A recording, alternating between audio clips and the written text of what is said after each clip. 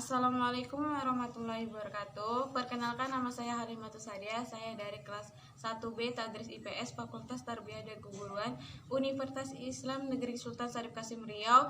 Saya akan menjelaskan tentang landasan sosiologi pendidikan. Pengertian landasan sosiologi pendidikan.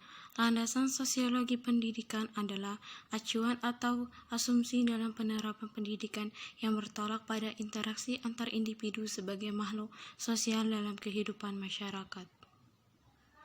Perantara dan ruang lingkup landasan sosiologis pendidikan. 1. Keluarga merupakan perantara sosial paling awal dalam bermasyarakat. 2. Teman sebaya. Teman sebaya memberi banyak pengalaman belajar dan cara berinteraksi dengan orang lain, bagaimana dapat diterima oleh orang lain dan bagaimana untuk mencapai status dalam lingkup teman. 3. Sekolah. Pendidikan di sekolah dibandingkan dengan pengalaman belajar di keluarga atau rekan kelompok terjadi dengan cara-cara formal. 4. Televisi dan digital media. Media mencerminkan mendasar perubahan sikap dan perilaku yang berlaku dalam masyarakat kita. Mengenai ruang lingkup sosiologi pendidikan, Brookhover mengemukakan adanya 4 pokok bahasan. 1. Hubungan sistem pendidikan dengan sistem sosial lain. 2. Hubungan sekolah dengan komunitas sekitar. 3. Hubungan antar manusia dalam sistem pendidikan. 4. Pengaruh sekolah terhadap perilaku anak didik. Landasan sosiologis pendidikan di Indonesia menganut paham integralistis yang bersumber dari norma kehidupan masyarakat. 1. Kekeluargaan dan gotong royong, kebersamaan, musyawarah untuk mufakat. 2. Kesejahteraan bersama menjadi tujuan hidup bermasyarakat. 3. Negara melindungi warga negaranya. 4. Selaras serasi seimbang antara hak dan kewajiban. Implementasi landasan sosiologis pendidikan. Muatan lokal yang didasarkan pada kebinekaan masyarakat Indonesia. Dengan demikian akan dapat diwujudkan manusia Indonesia dengan wawasan Nusantara dan berjiwa nasional, akan tetapi memahami dan menyatu dengan lingkungan. Aplikasi landasan sosiologis terhadap bimbingan dan konseling. Landasan sosiologis merupakan landasan yang dapat memberikan pemahaman kepada konselor tentang dimensi kebudayaan sebagai faktor yang mempengaruhi terhadap perilaku individu. Dalam proses konseling akan terjadi komunikasi interpersonal antara konselor dengan klien, yang mungkin antara konselor dan klien memiliki latar sosial dan budaya yang berbeda. Dalam kehidupan bermasyarakat dibedakan 3 macam norma yang dianut oleh pengikutnya, yaitu 1. Paham individualisme dilandasi teori bahwa manusia itu lahir merdeka dan hidup merdeka.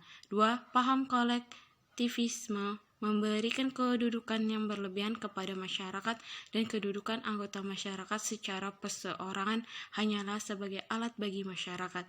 3. Paham integralistis dilandasi pemahaman bahwa masing-masing anggota masyarakat saling berhubungan erat satu sama lain secara organis. Tujuan landasan sosiologi pendidikan.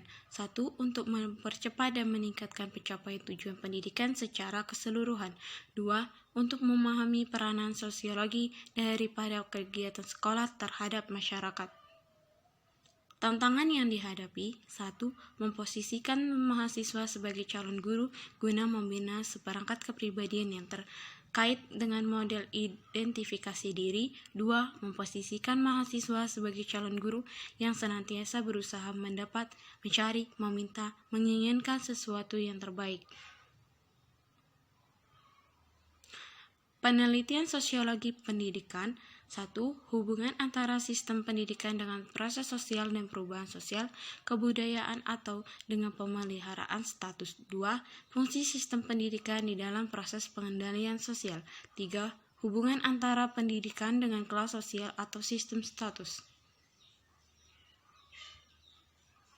Fungsi landasan sosiologis pendidikan. Fungsi landasan sosiologis pendidikan adalah proses pendidikan dasar dalam proses sosialisasi atau pendewasaan peserta didik dalam konteks kehidupan bermasyarakat dan proses enkulturasi atau pewarisan nilai dari generasi tua kepada peserta didik yang sedang mendewasakan dalam konteks pembudayaan. Tujuan sosiologi pendidikan di Indonesia: 1. Memahami peranan sosiologi dari kegiatan sekolah, terutama kegiatan intelektual untuk memajukan kehidupan dalam masyarakat. 2. Memahami seberapa jauh guru dapat membina kegiatan sosial anak didik untuk mengembangkan kepribadiannya. 3. Mengetahui pembinaan ideologi Pancasila dan kebudayaan nasional di lingkungan pendidikan. Demikianlah yang dapat saya sampaikan. Saya ucapkan terima kasih. Wabillahi taufiq wal hidayah. Wassalamualaikum warahmatullahi wabarakatuh.